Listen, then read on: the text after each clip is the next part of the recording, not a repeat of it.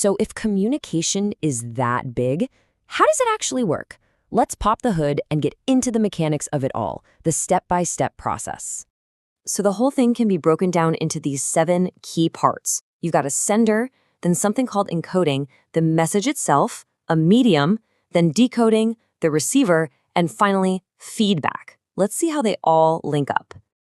And this diagram shows that whole journey perfectly. See, it starts with the sender, who takes a thought and encodes it into a message. That message travels to the receiver, who then has to decode it. But, and this is key, the loop isn't finished without feedback. That's the receiver's response that tells the sender, yep, got it, or huh? And you see that disruptive element right in the middle? That's noise.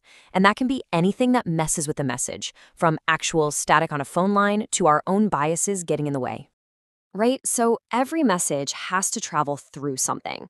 And we call that something a channel. Inside any group or company, these channels are basically the pathways information follows. And it turns out these pathways come in 2 main flavors.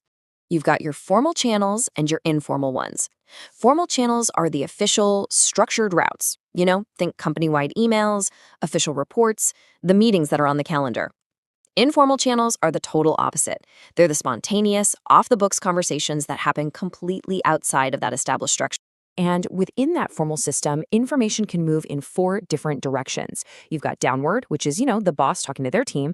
Upward is the other way around, the team giving updates to the boss. Horizontal is when people on the same level are talking to each other. And then you have diagonal or crosswise, which is when people from different teams in different levels of the company need to connect. And what about those informal paths? Oh, we all know these. There's the classic grapevine, right? That's where all the rumors and gossip live. You've got social communication at parties, those quick corridor chats you have on the way to get coffee, and of course the giant universe of digital chatter on social media and all our messaging apps. Okay, so we have the process and we have the pathways. Now let's look at the blueprints. These are 3 super influential models that theorists came up with to help us actually visualize and make sense of how this whole communication thing works. First up, we've got a really foundational model from way back in 1948 from a political scientist named Harold Laswell. It's famous because it's so simple and it breaks communication down into 5 basic questions.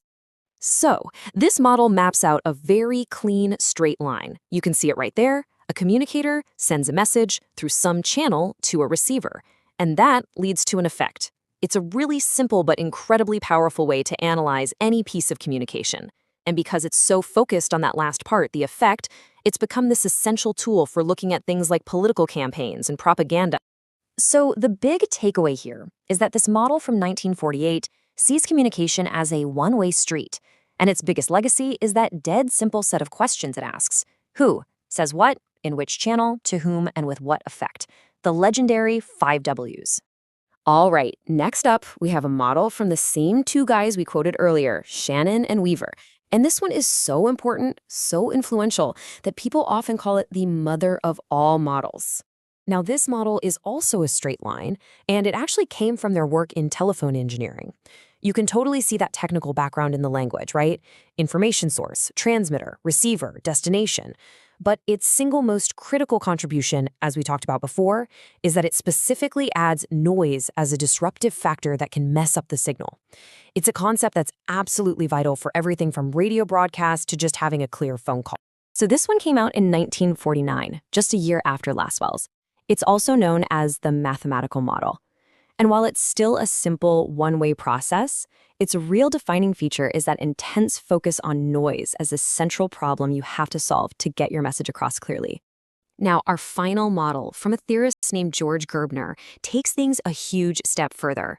It moves away from that simple straight line path and gives us a much more complex and, frankly, more realistic view. Okay, so this diagram definitely looks a bit more complicated, but the core idea is really powerful. It all starts with an E. That's any event that happens out in the real world. Then a person, M, perceives that event, which creates E1 inside their head. And E1 is their personal perception of what happened. This is a game changer because it says communication isn't just about sending a pre-made message, it's about how our own unique view of reality shapes the message we create in the first place.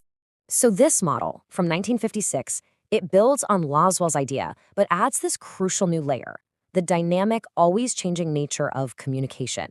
It makes us think about our own perceptions, our own context, and how those things impact a message's reliability. And because of that focus on perception versus reality, it's become incredibly useful for analyzing how news gets reported and how we consume it. Basically, it gets that real-world communication is messy, it's subjective, and it's always in motion. And that brings us to a final thought. From a political ad that Laswell's model just nails, to a glitchy Zoom call where Shannon and Weaver's noise is clearly the villain, to a complicated news story that only Gerbner's model can really explain, which of these models do you think best explains the communication that you are a part of every single day? It's something to think about. Thanks so much for joining me.